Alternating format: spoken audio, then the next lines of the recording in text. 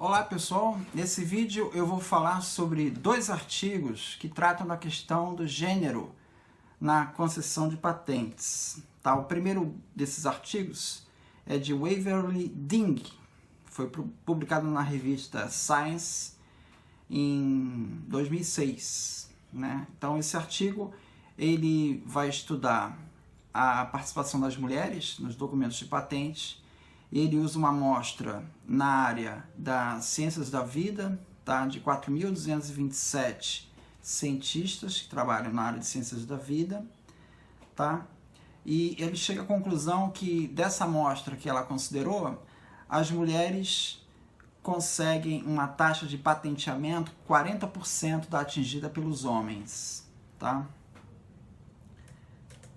Então, de 903 mulheres na amostra, 5,65% das mulheres conseguiram uma patente no último ano, né, da pesquisa.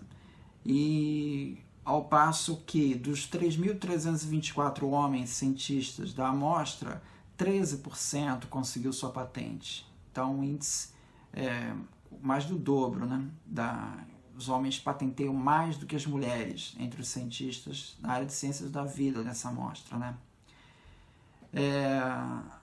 Então, de 431 homens conseguiram 1.286 patentes e 51 mulheres conseguiram 92 patentes. Então, você vê que de 431 homens para 1.286 patentes é quase 3 vezes, né? 3 patentes para cada homem. E no caso das mulheres, 51 para 92 é quase 2 patentes para cada mulher. Então, índices menores de patentes. Esse gráfico, ele mostra como se comporta esse perfil ao longo do tempo, considerando o marco zero desse tempo, o ano em que o pesquisador ganha o seu PhD. Né?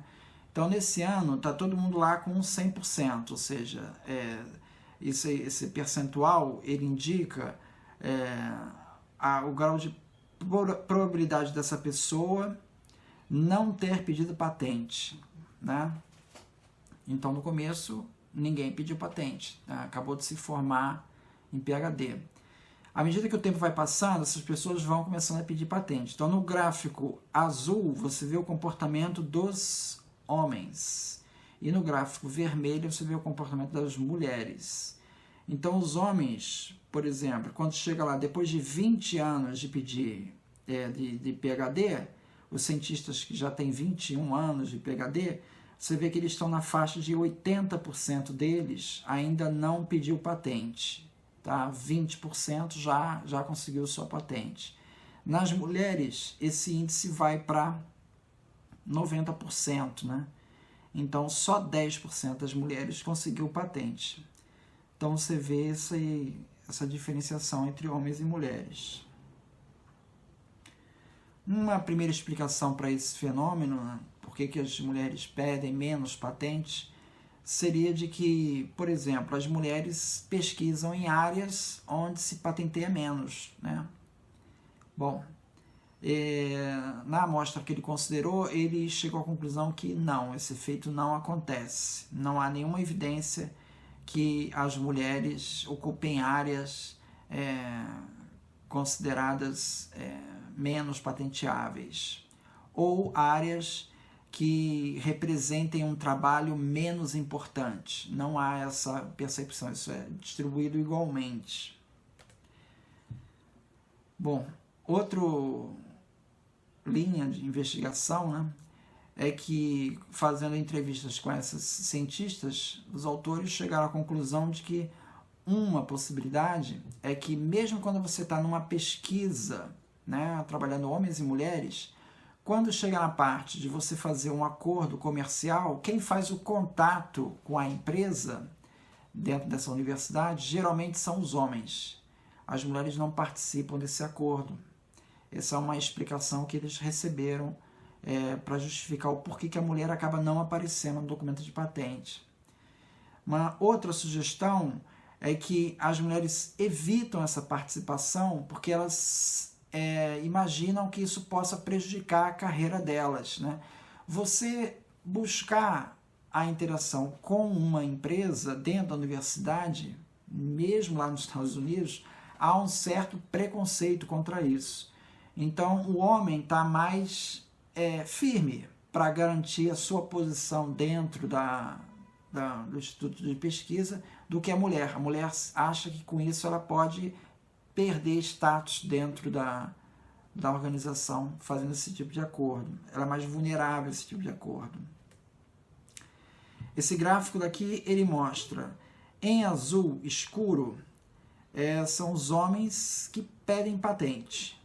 Então você vê que os homens que pedem patente, à medida que o tempo passa, contado do ano que ele ganhou o seu PhD, né, a quantidade de publicações vai aumentando. Esse é acumulativo, esse gráfico, né? Então, à medida que o tempo passa, ele vai publicando mais. São os homens que pedem patente. Os homens que não pedem patente é o azul clarinho. Você vê que a taxa de publicação deles é menor. Bom, esse fenômeno também acontece com as mulheres, né? As mulheres, o vermelho mais claro, que é o que está mais acima aí, são das mulheres que pedem patente. As mulheres que pedem patente, elas ficam emparelhadas com a curva azul claro, dos homens que não pedem patente, até os 11 anos. Depois as mulheres começam a ter um desempenho melhor. Então, e as mulheres que pedem patente, né, é a curva vermelho escuro, é a mais baixa curva, né? Um outro artigo, que é de Kylie Jance, foi publicado na revista Nature em 2018, ela tenta algumas outras explicações, né? Ela também constata esse fenômeno, né? Na amostra que ela tem, ela vê que as mulheres representam 10% dos inventores, apesar de que na população metade é mulher, né? Se você olha para as patentes, só 10% das patentes é de titularidade de mulheres. E no caso de ciências da vida, esse índice aumenta para 15%. Então são índices bem abaixo dos 50%, se você quisesse ter uma proporção igual da população, né? Ela fez uma análise analisando 2,7 milhões de patentes dos Estados Unidos e chegou à conclusão que os pedidos de patente de mulheres são mais prováveis de serem indeferidos pelo escritório de patentes, tá? As patentes concedidas pelas mulheres recebem menos citações, patentes são menos citadas, tá? E, surpreendentemente, muitos desses efeitos são maiores nas ciências da vida, que é onde a mulher tem um desempenho melhor, né, de participação. Então, essas patentes foram tomadas do período de 2001 a 2014, tá? E foi determinado o gênero a partir de tabelas que listam nomes de mulheres. Eles pegaram essas tabelas padrões e identificaram nas patentes quem era mulher, quem era homem. Então o gráfico mostra em azul escuro, tá? Ela indica o seguinte, que as patentes que têm somente inventoras mulheres têm 21% menos de chances de serem concedidas do que as patentes só de homens, né? As patentes que aparecem lá como inventor somente homens, e comparando com as patentes que aparecem somente mulheres, né, as patentes das somente mulheres têm uma taxa de concessão, tem 21% menos de chance de ser concedida, tá? Bom, no gráfico azul, ele faz uma ponderação, porque as mulheres elas podem estar atuando numa área em que a taxa de concessão é menor, por causa da área tecnológica, né?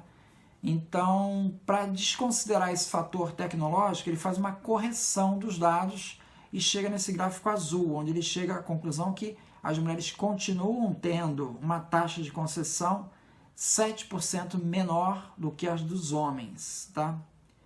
E em laranja, tá? A laranja é o desempenho nas ciências da vida, quer dizer, em vez de ser no grupo todo de patentes, é só especificamente nas ciências da vida, você constata que as mulheres têm 11% de chance menos de ter sua patente concedida, taxa de concessão menor para as mulheres. Tá? Com relação às citações, ela concluiu que as patentes que tem mulheres somente inventoras, somente as mulheres, né, em ciências da vida, elas receberam 28% menos de citações do que as patentes só de homens. Tá? Agora, uma outra linha de investigação que ela fez foi o seguinte: tem alguns nomes que são ambíguos, tá? Você, pelo nome, tem por Mary é mulher, Robert é homem. Esses são nomes comuns, né? Agora, se você pega nomes raros, né, você às vezes não consegue perceber se é homem ou se é mulher. Então ela separou esse grupo de nomes raros, né, que ela sabe qual é o sexo, né, da pessoa ali. Mas o nome, ele é um nome raro, né? Então, ela chegou à seguinte conclusão: entre os inventores com nomes comuns, as mulheres têm 8,2% menor de chances de ter sua patente concedida do que os homens, tá? Nessa amostra que ela pegou, agora ela não está pegando todo o grupo, ela está pegando só os nomes comuns, tá? Separou os nomes raros, só os nomes comuns. Então, continua tendo as mulheres uma taxa de concessão menor, tem 8,2% menos de chance de ter sua patente concedida. Agora, se você pega nas mulheres que têm nomes raros, tá? Ela sabe que são mulheres, mas você pelo nome não vê se é mulher ou se não é, tá? Porque tem nomes raros, esse número cai para 2,8%, tá? Então, ela chega à seguinte conclusão: ora, estamos falando da mesma área tecnológica, estamos falando agora uma situação em que você percebe que é mulher e que você não percebe que é mulher. E a única razão para ela ver essa explicação seria um preconceito do lado do examinador. A única variável que ela explica para essa diferença é o examinador, que bate o olho, vê que é mulher e o cara indefere. Numa taxa de 8,2%. Quando ele não sabe o que é, a taxa homens e mulheres difere 2,8%, que é muito pouco, né? Mas é bem menor percentual. Bom, então, esse é a conclusão do estudo, e ela no final, ela sugere, dá como sugestão, que os exames de patentes sejam feitos sem que o examinador veja quem é o inventor. Então, muito obrigado.